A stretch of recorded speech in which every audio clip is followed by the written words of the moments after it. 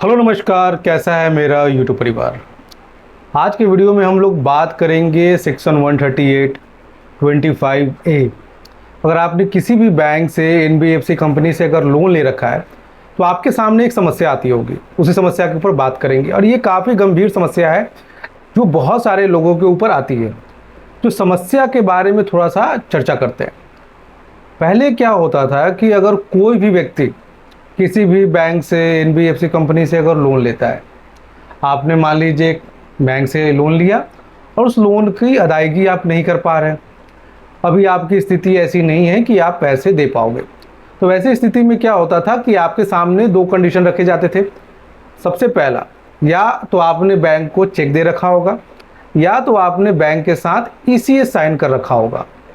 Check के मामले में क्या होता है कि अगर आपने बैंक को चेक दे रखा है, अगर आप पेमेंट नहीं कर पाते हो तो ऐसी स्थिति में बैंक आप पे सेक्शन 138 का केस करता है, जिसको एनआई एक्ट के नाम से भी जानते हैं।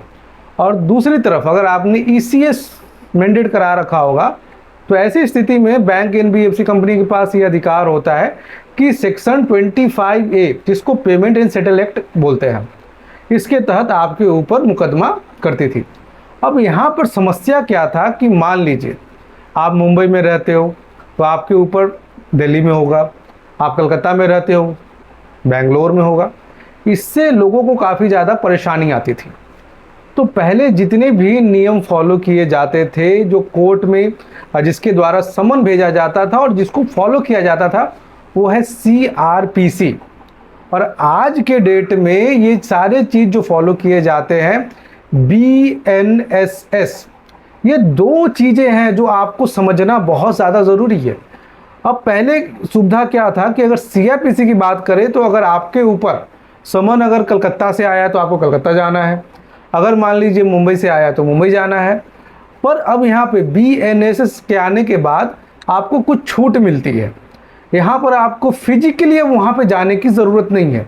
अगर मजिस्ट्रेट कोर्ट से आपके ऊपर समन आता है तो ज़रूरी नहीं है कि 2-2 हज़ार किलोमीटर दूर आपको जाना है।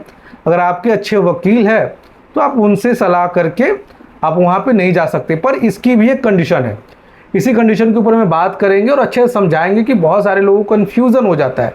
तो एक एक चीज़ समझिए। देखिए, सबसे पहले हम लोग बात करेंगे BNSS क्या होता है। देखिए, भारतीय नागरिक सुरक्षा संहिता 2023, जिसको इस साल 1 जुलाई 2024 से लागू कर दिया गया है। इससे पहले क्या चीज़ हम लोग फॉलो करते थे? CRPC, जिसको यहाँ पर साधारण शब्द में समझिए कोड ऑफ क्रिमिनल प्रोसीडिंग, जो कि यहाँ पर 1973 से लग रहा है। पर अब इसको चेंज किया गया और चेंज करने का जो मेन मकसद क्या था कि उसको समझिए।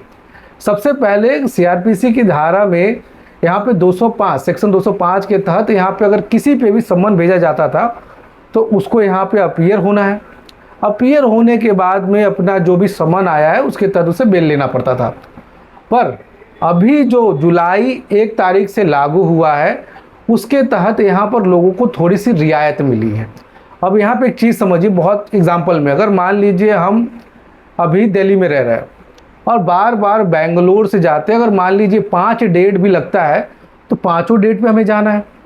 अगर हमको 5 डेट पे अगर उपस्थित होना है या किसी भी कारणवश मेरी एक ऐसी स्थिति आ जाती है कि हम बार बार जा रहे हैं, फाइनेंशियली कंडीशन बहुत अच्छी नहीं है, तो एक बार की ट्रिप का भी खर्चा मान लीजिए 5,000 लगाइए, तो 5 बार अगर हमें जाना पड़ता है तो 25,000। ऐसे प्रोविज़न में आपको BNSS के तहत एक छूट मिलती है कि अब आप अपने वकील के उपस्थिति को दर्ज करा सकते। आपको फिजिकली वहाँ पे जाने की ज़रूरत नहीं है।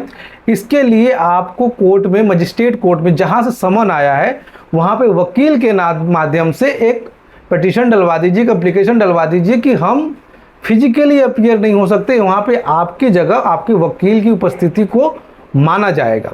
इससे क्या होगा कि आपका जो खर्च आता है, जो आप पे बहुत ज़्यादा लोड है, वो थोड़ा सा कम हो जाएगा। अब बहुत सारे लोगों का मन में ये होगा कि सर किसी को जाना नहीं पड़ेगा। नहीं, देखिए, वैलिड रीज़न होना चाहिए। अब मान लीजिए कि अगर मैं यहाँ पे दिल्ली में रहता हूँ और सामने 10 किलोमीटर दूर है मेरा कोर्ट है और वहाँ पे भी हम नहीं जा रहे हैं, वकील को बोल रहे हैं कि काम करो, तुम मेरा बेल करवा दो। ऐसी स्थिति में ये माना नहीं जाएगा। इसका कारण क्या है कि मजिस्ट्रेट कोर्ट में जो भी फैसला होगा, यहाँ तक कि आपको बुलाया जाए या आपको नहीं बुलाया जाए, इसका परमिशन मजिस्ट्रेट कोर्ट के मजिस्ट्रेट को ही है। वो अगर आपको बुलाना चाहते हैं तो बुलाएंगे, अगर नहीं बुलाना चाहते, आपको रियायत देना चाहते हैं तो रियायत दे सकते हैं। और ये किन किन चीज़ों में मिला है?